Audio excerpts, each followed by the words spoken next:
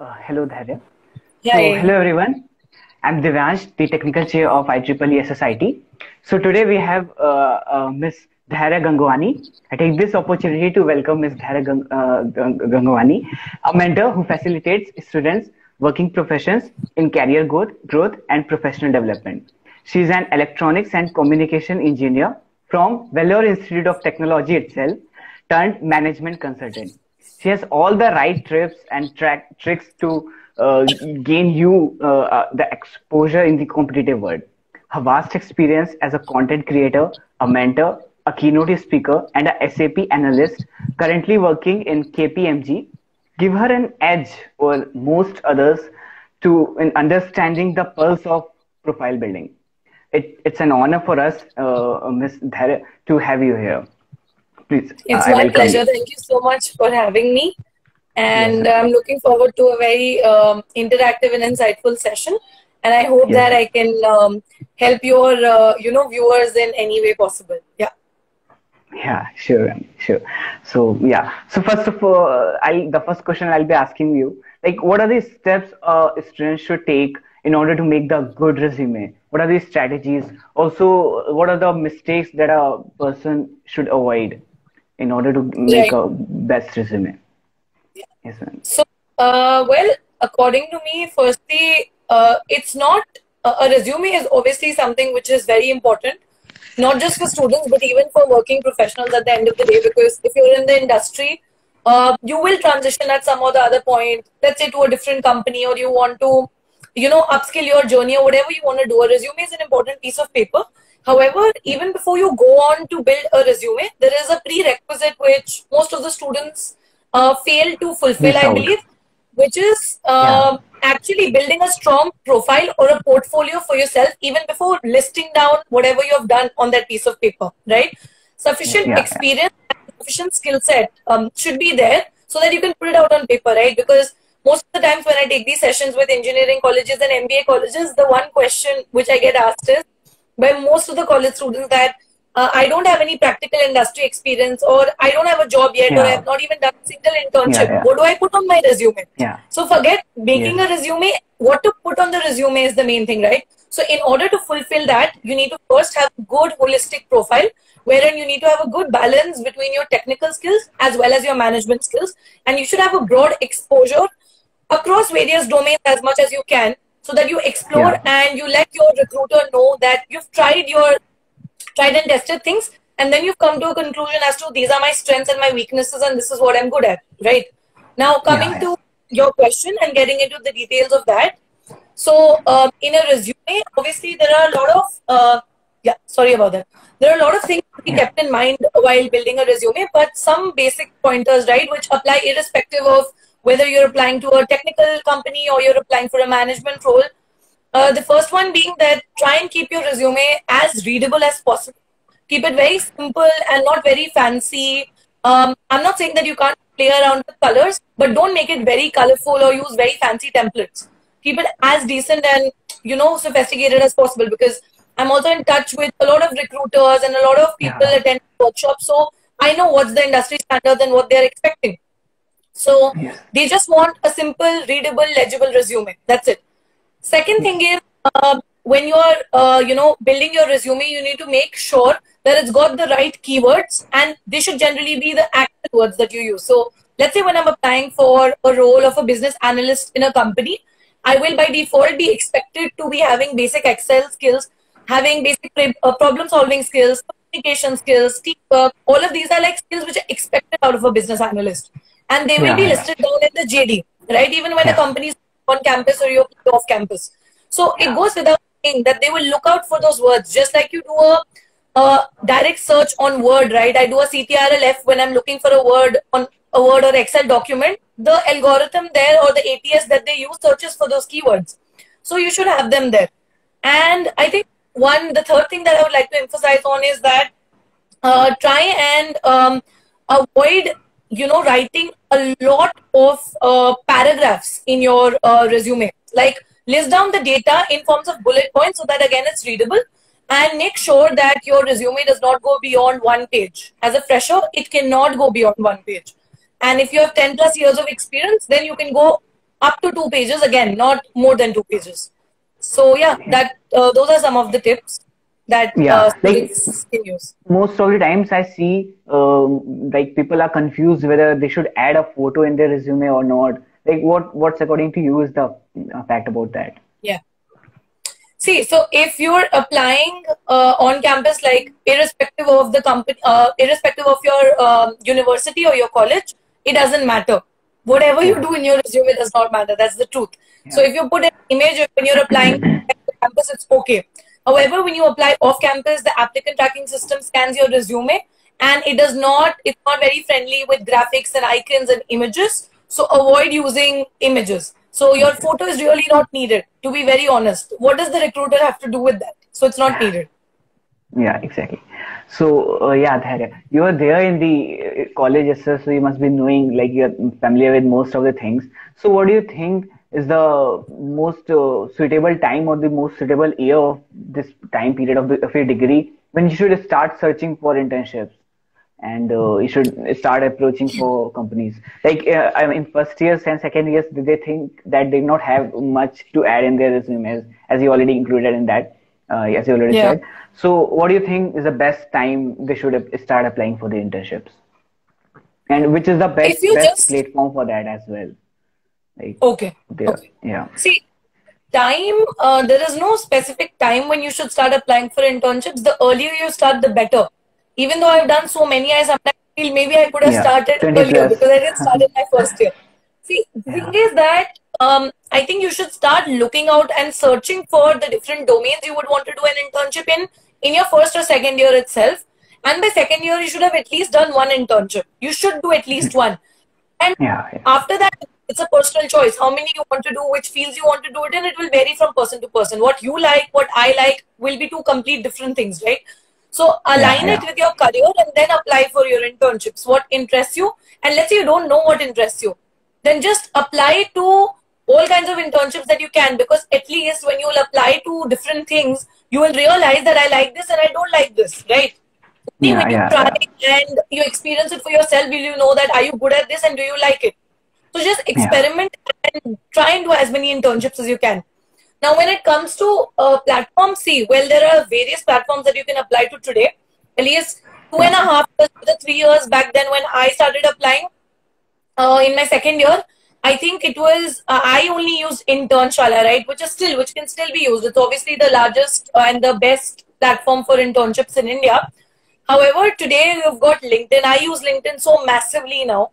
And now I know the yeah, potential that you can use LinkedIn very effectively to land internships, not just with startups, but even with companies, even though you apply without the assistance of your university. A lot of people have been able to do it, and it is possible. So, LinkedIn, Internshala, you also have platforms like Let Intern, and there is also a platform of StuMax. These are some platforms where you can go and look out for internship, and you can find work from home internships, you can find part-time jobs, you can find full-time jobs also there, and according to your preferences, etc., they'll filter out things for you and give you like a pre-populated list. So these are some good platforms where you can look out for internships.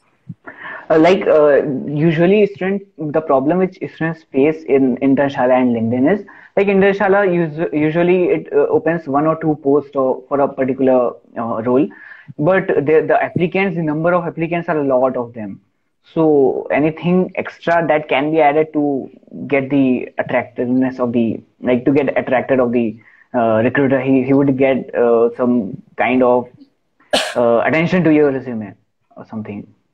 See, Like most of the time it happens like I have these skills, I have the best resume made, but the resume itself is not being seen, not given attention, since the applicants are a lot of them. So there are two things that you can do. First thing, always be on your toes. Be ready. Keep checking the app as and when you know. See, that's the only way. First come, first basis, right? That's how it works.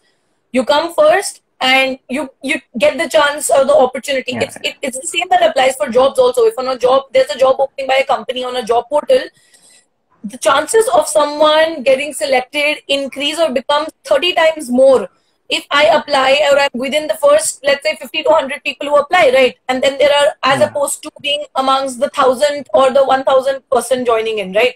yeah, So yeah, you have to be very alert in terms of when and which company is posting for which position or for which internship position, and does it apply to your domain. So that's one way that you apply sooner so that your resume gets noticed. They can't help but, you know, at least go and open your resume. Then the rest is based on your skills and your resume, etc. Second thing that you can do is make your, just state or highlight facts in your resume which will intrigue the recruiter.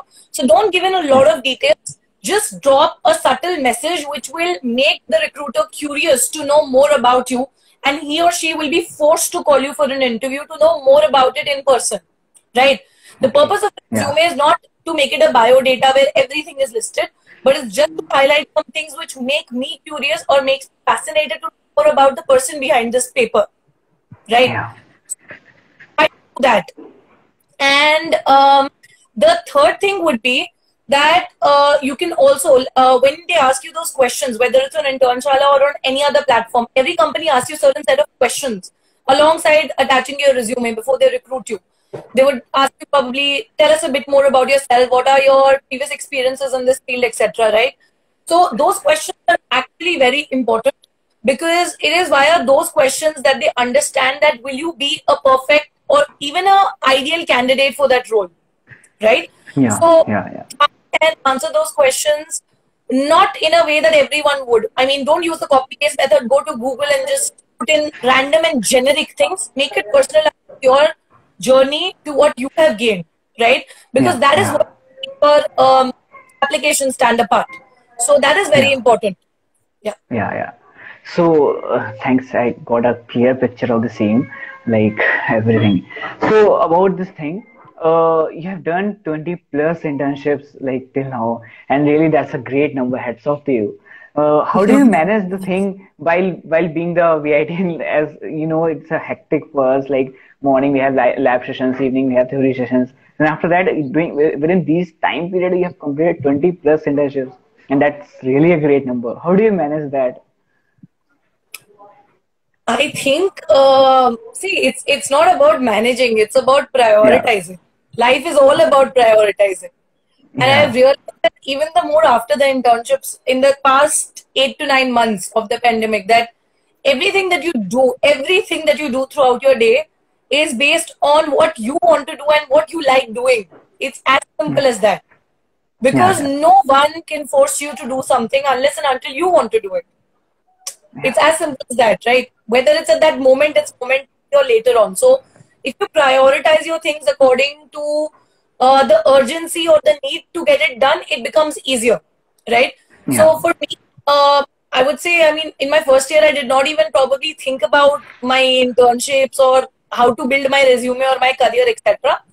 It was only in the second year when I realized that, okay, I think I've had like even second year, second semester, when I realized that it's good. I mean, I've enjoyed my college life enough, and I should at least give it some thought as to what I want to do in the coming future, right? So how I actually managed time was by cutting down on some things which I used to do earlier. It's as simple as that. Watching movies, going out with friends every day or hanging out, I'm not saying it stopped, but obviously it's significantly reduced because I was giving in that time to doing my internships, right? How could I have done it otherwise? And that too, I was doing multiple times with the classes. So I believe it was just a conscious choice. I decided to do it because I wanted to experience and understand what do I want to do. I was clear I don't want to do coding. I don't want to get it into an ACA job. I was doing it for myself. I wanted to know what can I do in life. So to do that, I had to do a couple of internships in the management domain to understand what can I actually do. And internships was the best way according to me to go ahead with it. And that's why I did it. That's how I did it. Great answer. So, most of the VITians, as you know, you have been there in the VIT. You know, most of the VITians, it's case like with most of them, the EC guys as well as the CSE guys. The EC especially, the electronics and communication guys. They're not clear whether they are not interested in coding, most of them. But they have to do the same in order to get a good placement and get good a package itself and get placed in a good company. So I guess it's a peer pressure that's being created, like learn coding, you'll get selected as while you come to the third and the fourth year, right? Do you agree to that point?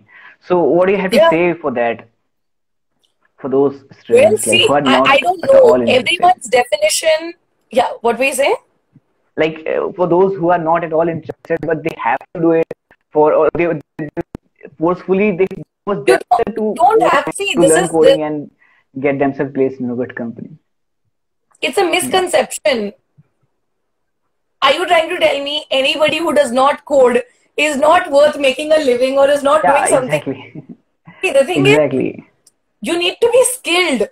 The skill is Yeah. technical or managerial or techno functional. That's your choice. You need to be skilled, obviously. It doesn't, one thing I know for sure from my journey, 110% is you don't need to know coding to be successful in life or to just be happy in life. Forget even successful. Okay. Now, when I knew I didn't want to do coding, but I knew I wanted to do something in life. I've always been this ambitious person who wanted to do something. Okay. So, but I knew it that when you talk about packages, also when you talk about good companies, definition of a good company is variable, is Yeah. perceptional. What's a good company for me may not be a good company for someone else. It Yeah. depends on you. So there are three aspects to it. Whether you equate a good company to the package that it's offering, whether you equate a good company to the brand value that it holds in the market, or whether you Yeah. equate a good company to the role that they're offering you. For me, it's the third case. First two don't Yeah. matter. Because if the third case matches and I am good at my skills and I work hard, the other two will come in on its own. Yeah. Yeah. It's as simple as that. Obviously, it's you need to be working in a decent enough company because it's you're stepping foot into the corporate world. It's good and it goes on your resume as your first job experience. Yes, a decent company presence is fine, but the focus should be on the role that they're offering you. Is it something Yeah. aligned with your skill set, and do you think you'll be able to grow in that field, right? Yeah. And do you will you be able to sustain in it for quite some time? That is what matters. And today, I believe this concept of just doing a job to learn to earn a living, I think it's become obsolete now. You have Yeah. to have various channels and sources of income for yourself, and it's possible. You can't just rely on your full time for making a living. I'm sorry, I was getting a call. Yeah. Yeah. Yeah. No issues. No issues. Yeah. So that's my opinion. So what I feel is just the bottom line or the answer to your question is if you're skilled enough via your job and via 30 other sources or I don't know 50 other sources you can earn money or earn a living Yeah. and have a good decent presence again as opposed to not even as opposed to alongside your other peers who are probably doing a full-time software development job in a good company. At the end of the day, what matters is are you happy and satisfied whether you're doing it through one source or you do it through multiple sources, as long as you've been able to create that, I believe, community and network for yourself, it all falls into place. Yeah. That's Yeah. really great. So there is a question from the audience. How should Sure. we prepare ourselves? How should we prepare ourselves to land on an off-campus placement abroad? Abroad. Okay. Yeah.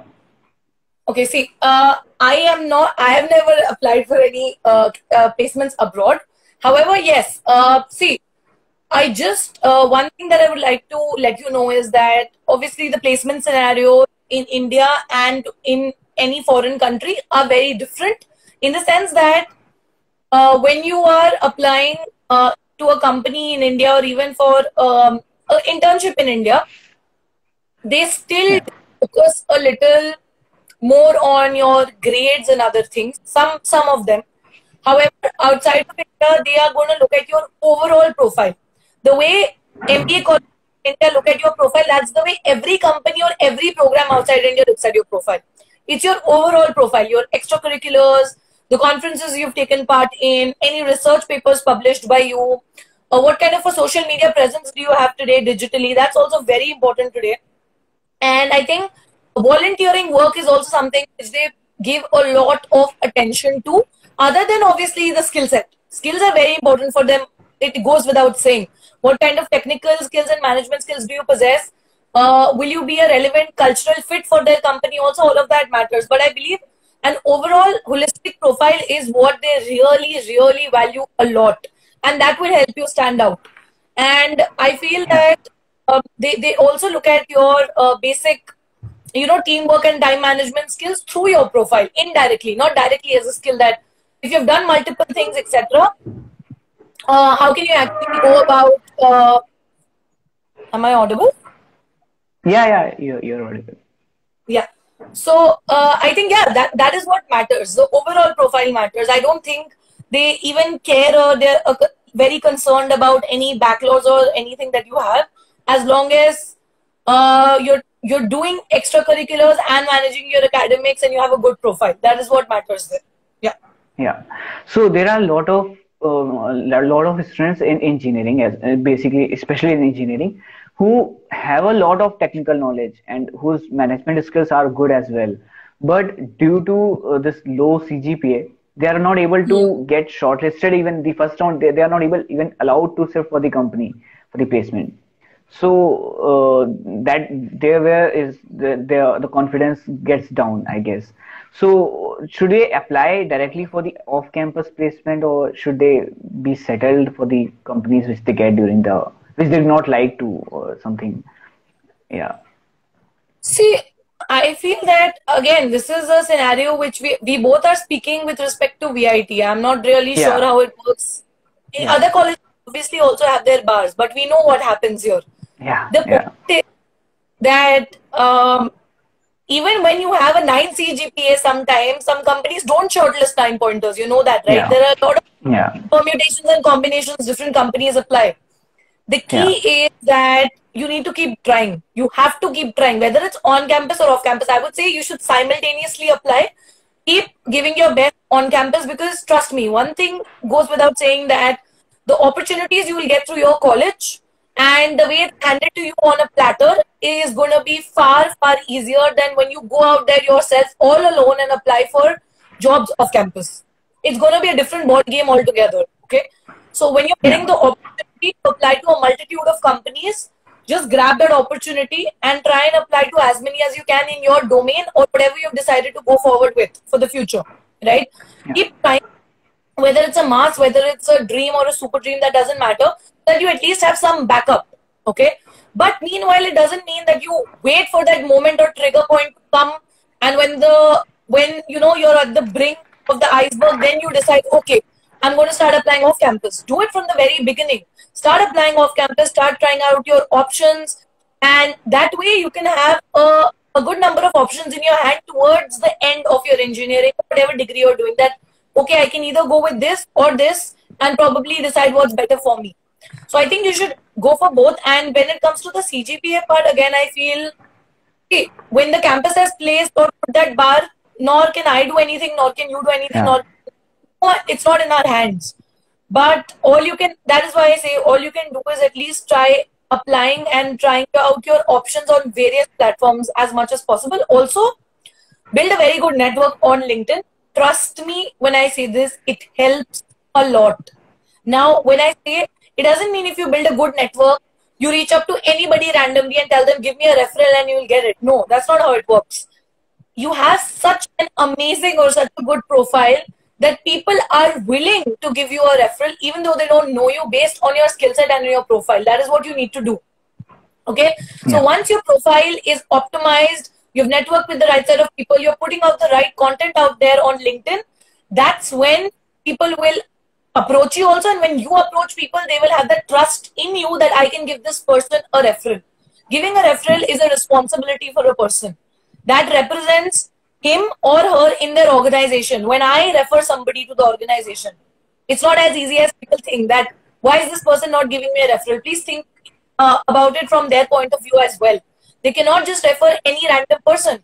What do you bring to the table which is different? What sets you apart? Tell me that and then I'll give you a referral, right? That's the mentality of that person. So as long as you fulfill that criteria and your profile is strong, you will get it. LinkedIn is the best platform. No investment of money, only time and efforts. So there is one more question from the audience. Like, is it okay if we do any internship apart from the core field which you are working on? Like, if I want a placement in my core field only, But is it okay if I do the internships?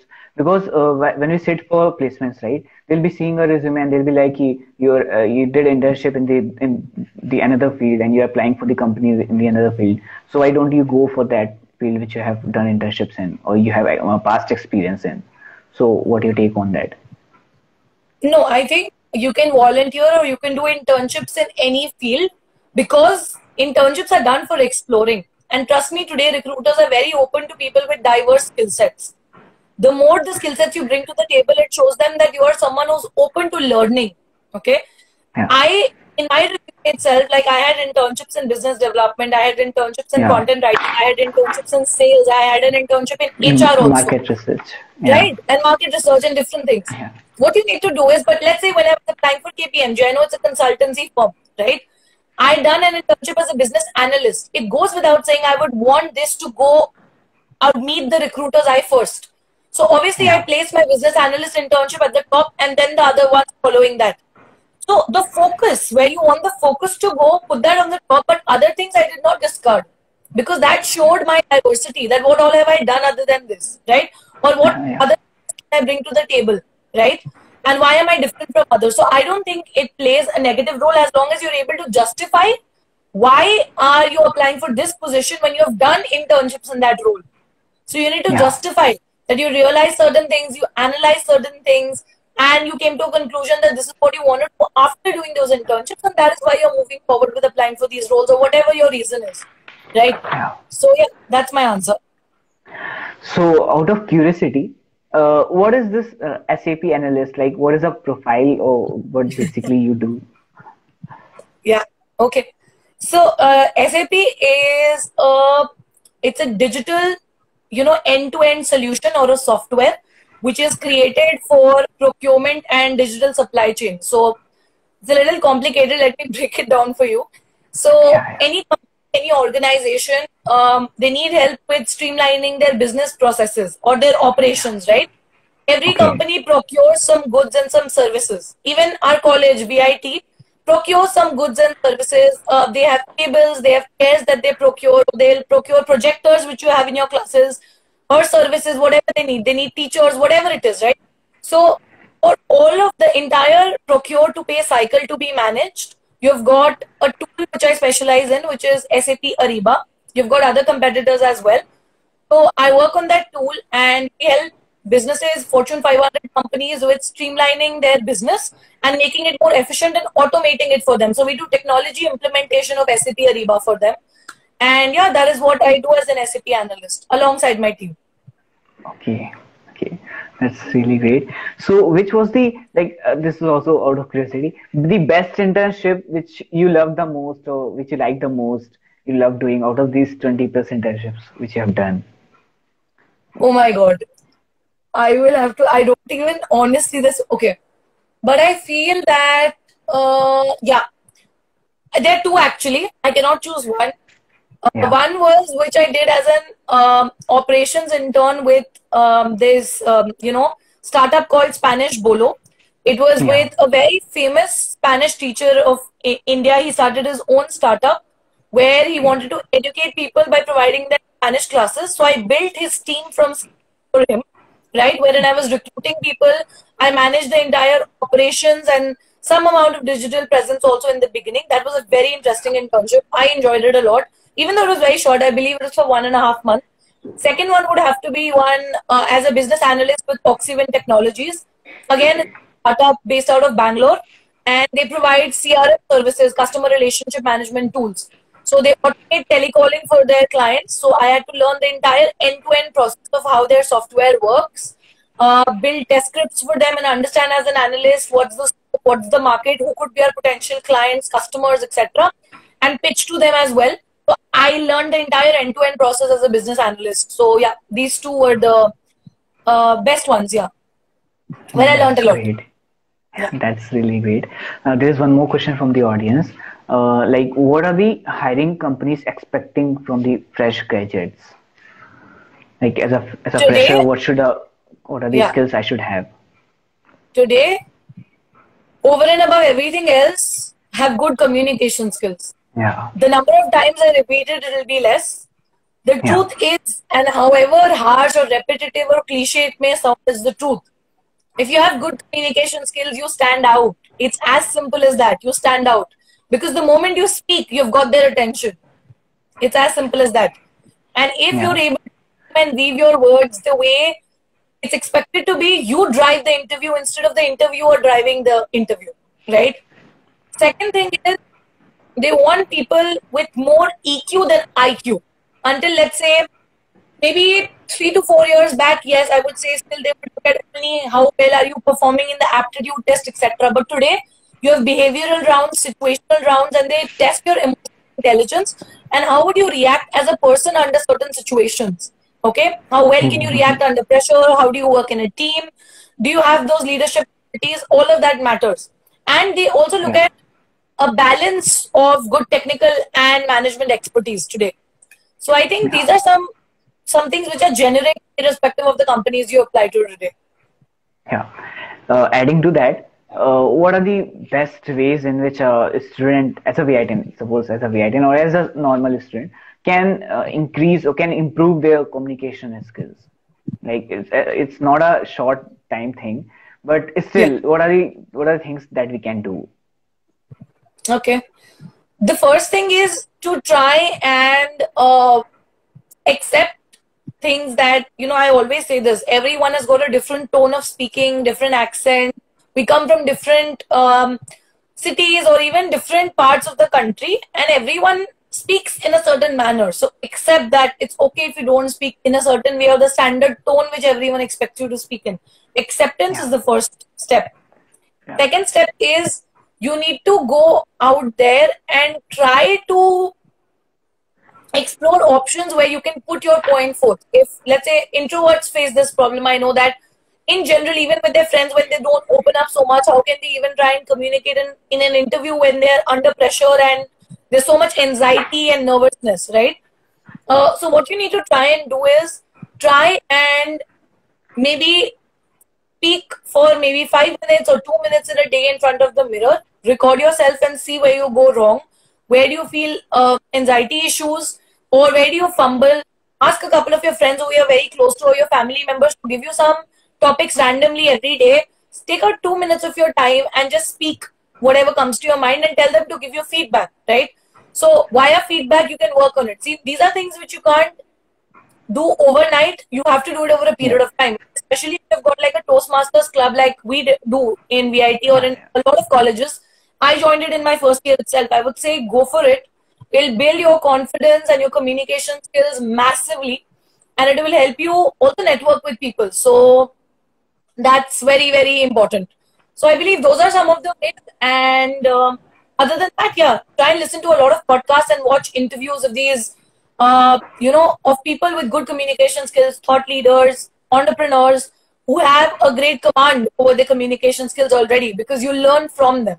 So those are some of the things you can do.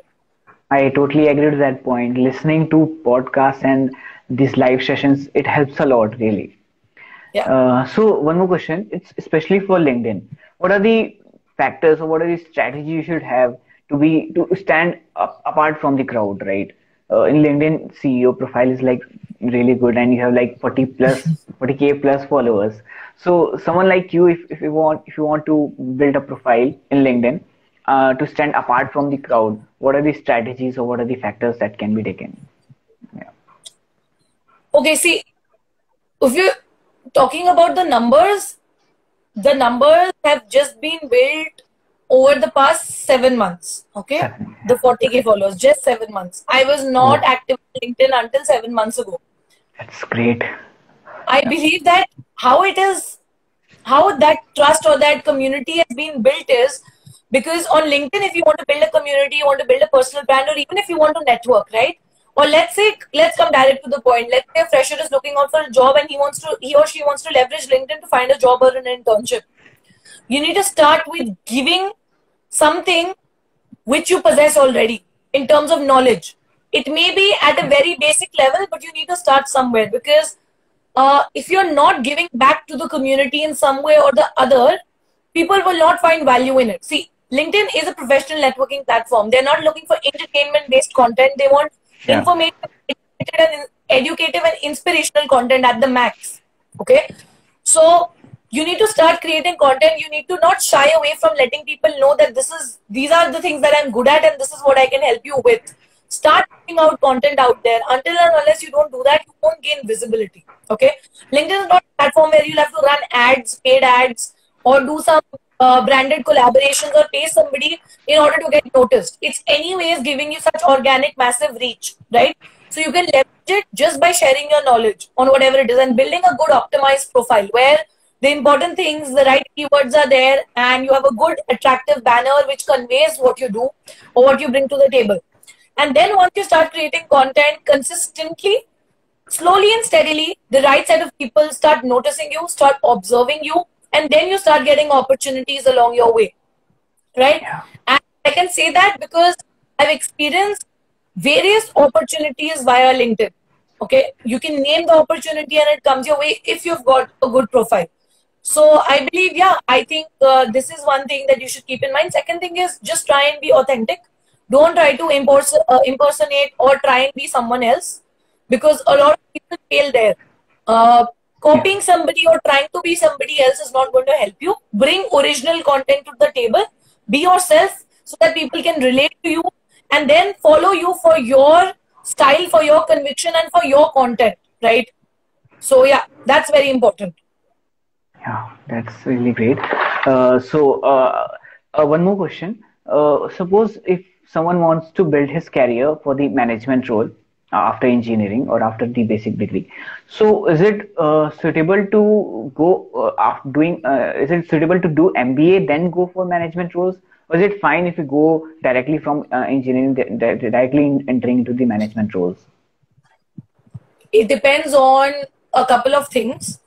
The first one, that does your university give you the option, or does it have the campus placement tie-ups with consultancy firms or management-based companies, even though you're pursuing a technical degree, right? As engineers, we're doing a technical degree.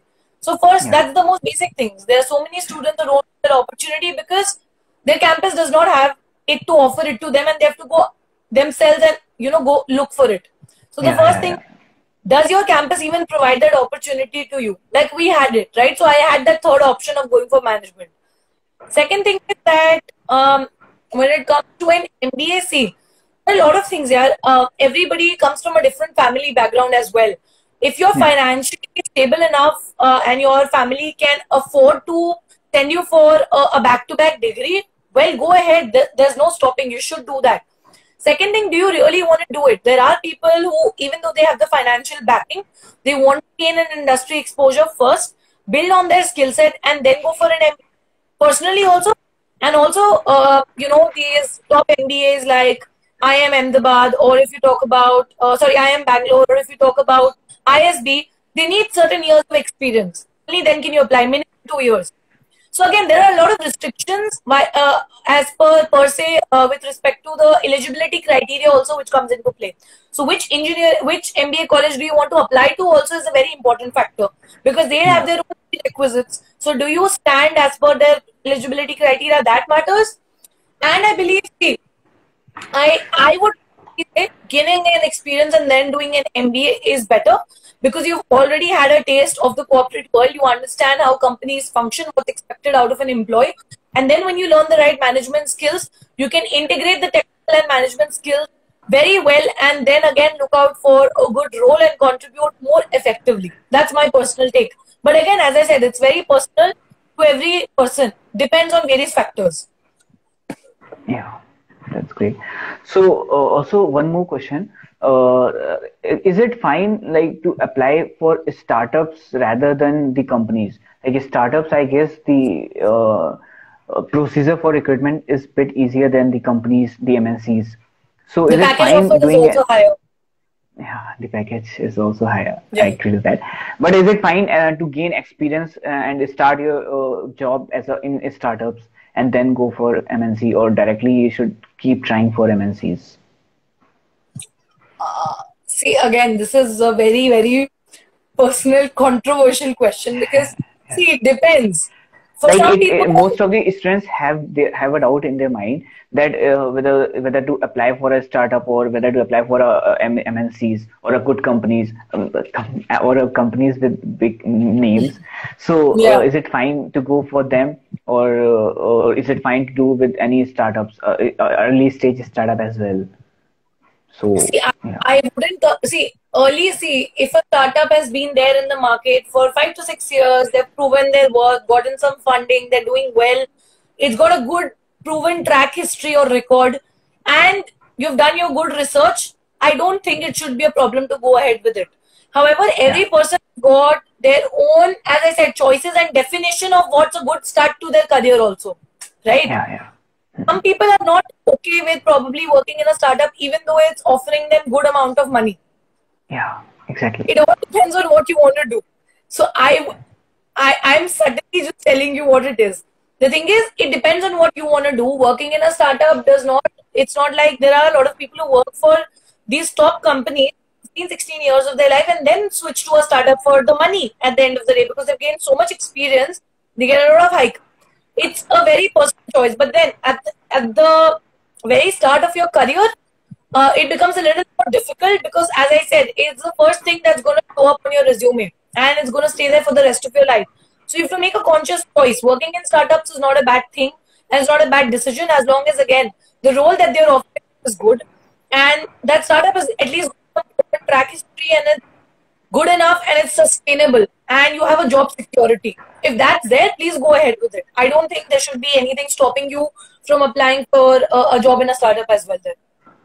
Yeah, that is the one thing that the fear is there, the job security for these startups. Yeah. That is Yeah. where the problem comes. Yeah. So apart any from your experience in the past, what is the thing that you think that you should tell to the audience so it can impact a lot of people, lot of something from your Yeah. past experience, from your internships or anything. I think I'll just say it based on my overall journey and whatever I've learned so far. Sure, sure. Uh, that I think that you shouldn't. I always say this. I've said it almost everywhere whenever I give an interview because this is what I truly believe in. The day Yeah. I stopped comparing myself to others and what others were doing, my journey changed. And that is what happened. So the focus has to be on you. Focus on yourself, on what you are doing, because there will always be people who will do better than you. And there are always going to be people who you are doing better than. It's a reality of life. You can never be the best. You can be amongst the best. That is what you can try to do. So just to be able to reach at least in the league where you're among the best and interacting with the cream crowd or people who are so inspirational and driving, you should have a very, very good network. Networking matters a lot, a lot, a lot. Very important because it is your network which will help you in some or the other way moving forward in life. It doesn't help you immediately. Let me tell you that. It doesn't help you immediately ever. It's not helped out anybody. Today I network with somebody, tomorrow I'm going to get an opportunity. No. 1 year down the line, that same person may offer me an opportunity which I would have never even thought of. Right? Yeah. It's based on trust. It's based on credibility and the relationship and bond you build with people. So networking is very important and don't compare yourself to others. Third thing is only do what you like doing, not what your parents want you to do or what the crowd is doing. My mother wanted me to do computer science engineering. I didn't do it because I knew it. I couldn't do it. I did EC engineering. I fared very well at it. Then I didn't want to do a full-time job in core EC. Even after I took the decision, I understood I've made a mistake, and very early on in second year, I understood that I want to do management. I went after it, and I'm very happy doing decently well, I feel. So if you do, at the end of the day, your career is yours, and you have to make your decisions for yourself. No matter which senior comes and counsels you, whatever mentoring sessions, I take mentoring sessions myself. We can only advise the path. The decision has to be taken by you. So go with what your calling is and what you feel is right at that point of time in life. And you can always transition, you know. What I mean by transitioning is it's not like you do a software development job. Your entire life you have to stick to that job only. You can get into website development. You can also get into becoming a business analyst. Why not?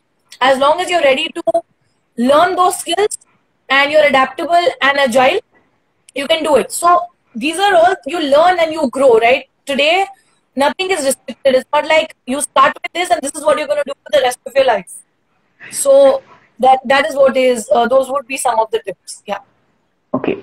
So what was the thought, basic thought in your mind when you thought of like I'll start something of my own, Dharya Codes, which will where you'll start helping people, you'll start helping your students, mentoring them. How do you get this thought? Okay, see, as I told you, I always wanted to do something of my own, always, but I never knew that what could I do or what could I probably provide. So during the pandemic, what happened is when I started getting active on LinkedIn towards July end, about 1.5 months into creating content itself, a lot of students started pinging me and used to ask me a lot of doubts and questions. So that's when I started helping a lot of people. And after a point of time, it was not possible to manage it alongside my full-time job. Yeah. And that's when I decided that let me start with my own website and let me start providing services so that obviously not to how much ever time I get in whatever form, right? These sessions and all I obviously do. I do Instagram lives. I take sessions for colleges, engineering colleges and startups. But other than that, people who need one-on-one coaching or help, I can probably help them with it as a service. So that's when the thought, right? I experimented with it for the first month without any advertisement, any promotions, anything. I just told people on LinkedIn I've launched my website, just made a basic post, saw an amazing response. And that's when I thought that I think people are in need of it and I can help them bridge this gap. And then slowly and steadily when people started seeing results, not just students, working professionals with 15, 20, 25 years of experience come and get their resume made from me, get their LinkedIn profile made from me, or I'm giving sessions to people who are even 50 years of age.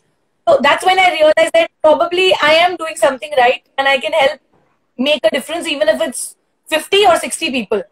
And that's when I started doing this. Yeah. That's really great. So now what are your future plans for Dharya Codes? What do you think you can take into the next step? There are a lot of plans, but you know, the work pressure and a lot of things come in. So what happens is juggling between it becomes very difficult. But yeah, the ultimate goal, I don't want to rush with things. I wanted to go on a very slow and steady pace because the more you rush into things, the faster things trickle down. I want to go on a steady pace so that the foundation is very strong. So I feel the way it's going, it's slow and steady. But the ultimate aim is that I wanted to be a platform or a one-stop solution for professionals and students when they're looking out or they're seeking for career guidance, for career growth and professional development holistically, right? For any kind of help that they need. So that is what I want their Codes to be. That would be the thing that's in my mind. I don't have honestly, any roadmap as such.